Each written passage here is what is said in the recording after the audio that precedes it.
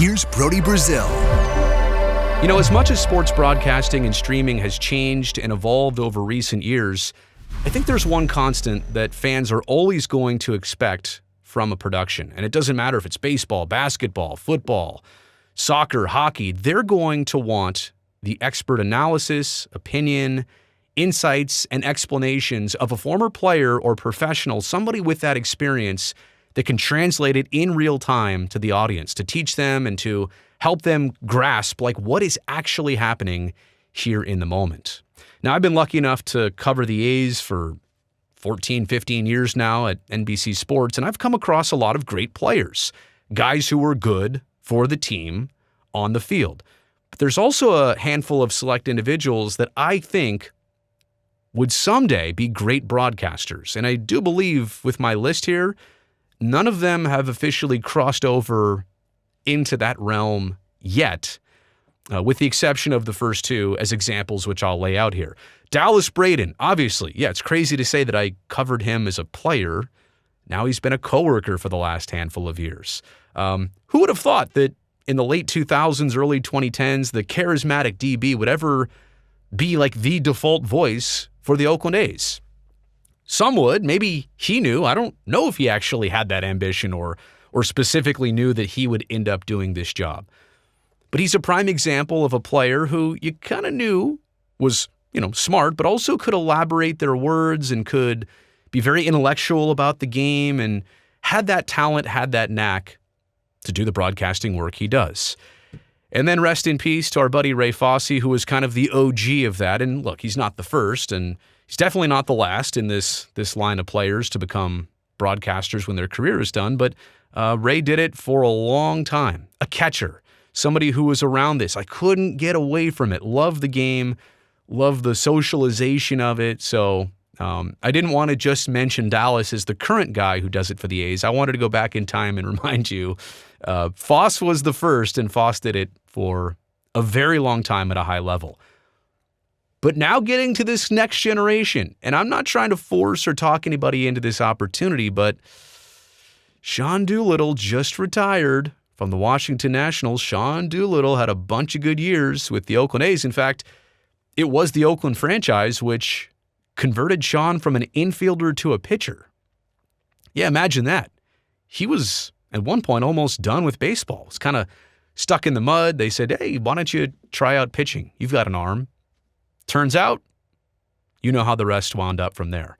But Sean Doolittle would be such a great broadcaster. Fun, articulate.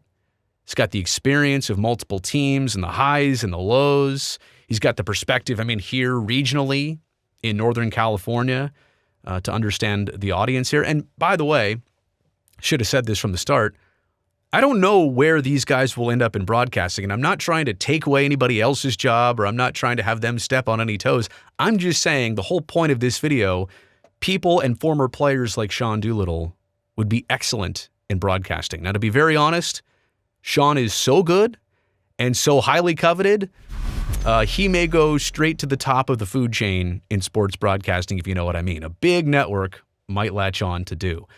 How about Chad Pinder, who also recently retired this past season? Now, Chad, we've caught up. He's getting into the player representation, agent, and scouting realm of baseball, but I always said, I think you'd be really good at broadcasting. He wasn't always known as the most outgoing player. Now, Sean Doolittle, going back to him, if you had an interview with Sean, you knew it was going to include, some fun and some charisma, some smiles, some in-depth answers. He's good at talking. And Chad Pinder, if you just come across him, he's not a man of many words, or at least he wasn't as a player. But that doesn't mean he's not as now a human being and a former player. He's got so many experiences, just like Sean. The highs, the lows, the ins and outs of this game, major leagues, minor leagues. Obviously, Sean would give you the pitching expertise. Chad could tell you about playing infield, outfield, hitting, being a leader in the clubhouse, all of the above. It appears Chad Pinder is going to go a different direction. But, buddy, if you're watching this, always know, I think you'll do great at broadcasting. And the same goes for Khris Davis. Now, wait a second. KD did not do a lot of interviews. And personally, I can tell you, just witnessing it, I don't know that he was always fond of all the attention. Like, he wanted to do the job well. He wanted to succeed. You can tell there he loved his teammates. Look at Marcus and Matt Chapman up there. That's a photo, by the way, bottom left, me and him at media day, where I was doing a bit where I was taking some swings and looked at me and ripped the bat. It was staged, but actually maybe that part was improv. Anyway, Khris Davis, and I hope KD sees this. He may not love the idea, right? And he may say, no chance, I'll never do that. I think Khris Davis, now removed from baseball and the pressures to perform, all that stuff, I think he'd be fantastic at this. And this is kind of my sleeper type pick. A lot of these other players, maybe you could assume when they were playing that they'd be good at broadcasting when it's all over. I think most people would not expect KD to be really good at this. Just what I know about him, what I know about the job and what it entails, I think he'd be fantastic over time. I think he's got a lot of personality and charisma that would come across that maybe you were not expecting, which is quite the opposite of Liam Hendriks. Now, he's not done playing. Man, he's gone through some terrible things. Obviously cancer, but another elbow injury. And a player who has been so durable before this. It's just gone through a really rough patch. But I think we can all see the Australian with the accent and his personality. Look at him with the puppies down there. I mean, who doesn't already love Liam Hendriks? This one is kind of a player who everybody could see coming would be fantastic at this. And I've talked to him about this. I might have also talked to his wife, Christy, about this. He's going to do this someday, just so you know. In the same vein as Sean Doolittle, maybe he's so highly coveted that he'll go right to a top network or opportunity. What I'm saying is maybe a bottom feeder like me may not have the opportunity to work with Liam, but I would expect that's what he gets into. He's just got such a dynamic way of handling himself, explaining things, being entertaining, and being knowledgeable about baseball. So Liam Hendriks is almost like a slam dunk for me. And I think Trevor May, whenever he's done with baseball, easily fits into this category. This is Trevor May, the live streamer, the YouTuber. By the way, go follow his channel. If you're on here right now and you don't already, Trevor May Baseball, I think he says, with spaces in between. Trevor's already familiar with the media side of things. He's very established in understanding himself, feelings, emotions. We know what he's gone through this past season on the field and how he came back from it. He's just a very down-to-earth dude and individual. And I can see him being great at this. Now, maybe I'm barking up the wrong tree.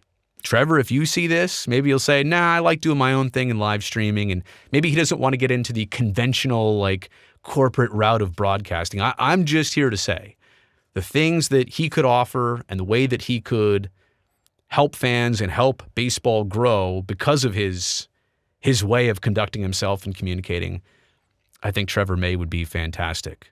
By the way, Trevor may have just played his last game his only 1 year as a member of the Oakland A's. I hope not, but I understand how free agency works and obviously wish him the best. I'd love to connect with him down the road. Then there's Marcus. Am I in all these pictures, by the way? Did I include myself? Yeah, kind of. That's me and Marcus, I don't know, 5-6 years ago or more. I don't even remember. Walking the campus of Cal, where he went to college. And then there's a picture of him, top left, playing for the Golden Bears back in the day. Now, Marcus is one that you would come across him, and he's just not a big talker. He keeps to himself, right? He's not soft-spoken, right? Because when he wants to say something, he'll say it. But publicly, he does not project or present as a very outward type person. But I know Marcus, and I know Marcus to be among the most intellectual of this group, whether you would expect it or not. I'm choosing my words carefully. Intellectual, right? I don't want to put all the weight on him and say he's the smartest dude here, but he might be the smartest dude here. And you may not know it at first because he's not pushing that out there on you. But I think Marcus, and I don't want to say if he would just kind of up the outwardness or if he would just be more of a character. I'm not trying to make anybody something they're not. But if he could add what he knows and his real way of communicating, and he's just, like I said, he's such an intellectual. If he could combine that with being a little bit more free-flowing and charismatic, you've got a perfect guy here to do the job. Now, Marcus, if you see this, maybe again, I'm totally barking up the wrong tree. Maybe you have zero interest in this.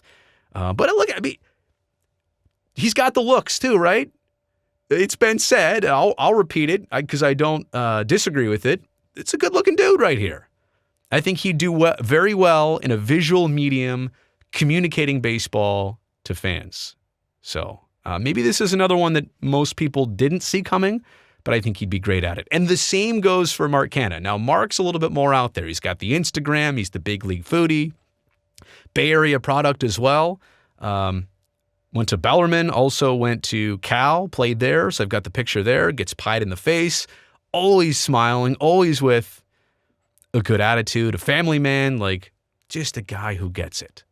Mark Canha, and I say this from the Bay Area perspective, if he were to ever work regionally, like in this market, Mark Canha dropped a Mac Dre fizz face once while scoring a run. I think he was on third and they walked home a run. He jogged in.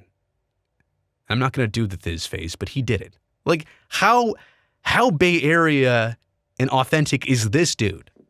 He gets it. He knows how to perform a little bit. He knows. I've watched I've edited some of his Instagram experiences as he goes out to dinner with teammates. He knows how to ask questions to his teammates, how to engage them, how to be personable. And he's experienced a lot in Major League Baseball. Now he's bounced around teams a little bit. He's found some success. He's gone through struggles. He gets it. Mark Canha, I think you already know this. Out at a park, Mark, you'd be great at broadcasting baseball games someday. And then come on. I think we might have missed the boat on this one with Stephen Vogt because, that rhymes. He's got into coaching already.